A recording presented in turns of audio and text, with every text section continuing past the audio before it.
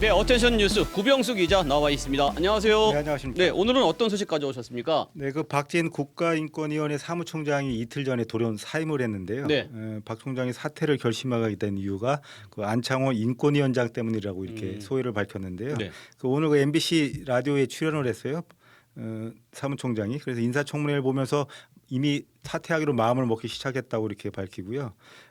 자기 생각과 너무 달랐다. 기본적인 인권에 대한 기본적인 입장이 달랐고 제 생각과 너무 멀었다고 앞으로 내가 할 수 있는 역할이 없겠다고 이렇게 생각을 했다고 밝혔는데요. 네. 그리고 안 위원장이 생각하는 인권관이 국제사회 기준에 부합하지 않는다고 생각을 했다.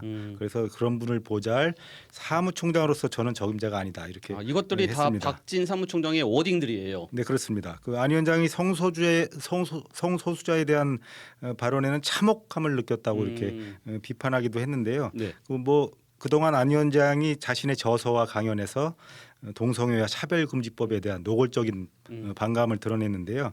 지난 9월 국회에서 열린 인사청문회에서 동성애가 사회주의, 공산주의 혁명의 핵심적 수단이다 이렇게 주장을 했고요. 여러 가지 상황을 비춰볼 때 가능성이 제로라고 생각하지 않는다 이렇게 네. 말해서 논란을 빚기도 했습니다. 발언 기억합니다. 그렇습니다. 네. 또 안 위원장이 취임한 이후에 인권위에서도 상임위원회가 한 차례도 열리지 않았다고 해요. 그 두 명의 상임위원이 사무처 직원과 같이 위원에 들어온다는 걸 인정하지 않았기 때문이라고 해요.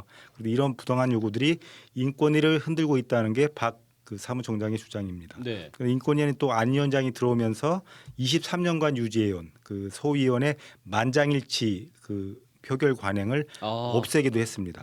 그렇군요. 그러니까 인권위 내에서조차 차별과 배제가 이루어지고 있으니까 국민들의 관심과 기대가 그만큼 낮아질 수밖에 없고요.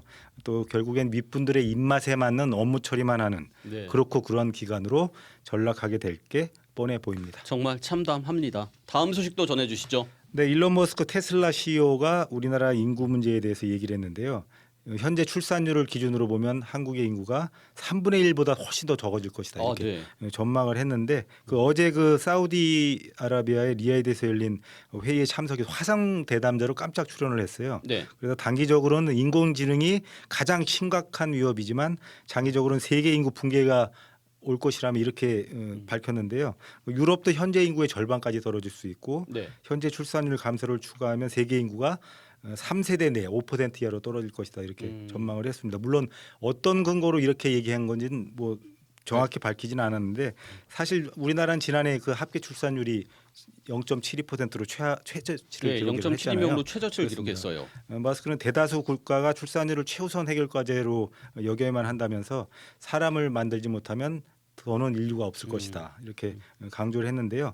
그래서 말뿐만 아니라 실천을 해야 한다. 그리고 나는 아이를 많이 낳았다.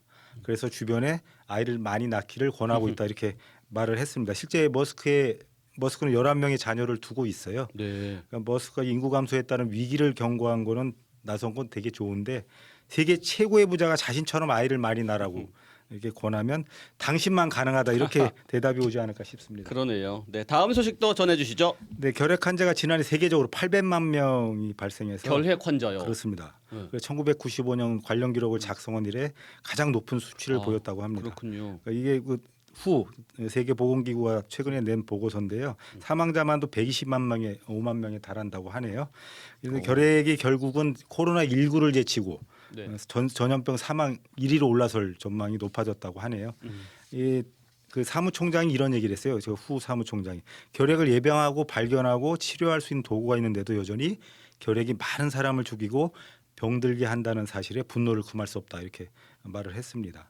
이 질병으로 인한 사망자 수가 2022년에 132만 명에서 조금 감소는 했지만요. 총 환자 수는 지난해 1,080만 명으로 약간 증가를 했습니다. 네. 결핵은 흔히 그 빈자의 병이라고 하는데요. 영양 부족과 열악한 그 위생 상태로 가난하고 소외된 사람들이 쉽게 걸리는 병이어서 빈자의 병이라고 일컬어지는데 우리나라에서도 지난해 2만 명 가까운 환자가 발생해서 발생률이 OECD 국가 중 2위를 차지했습니다. 결핵 환자만 놓고 보면 선진국이라고 하기엔 좀 부끄러운 수준입니다. 네, 그렇군요. 여기까지 듣겠습니다. 구병수 기자 수고하셨습니다.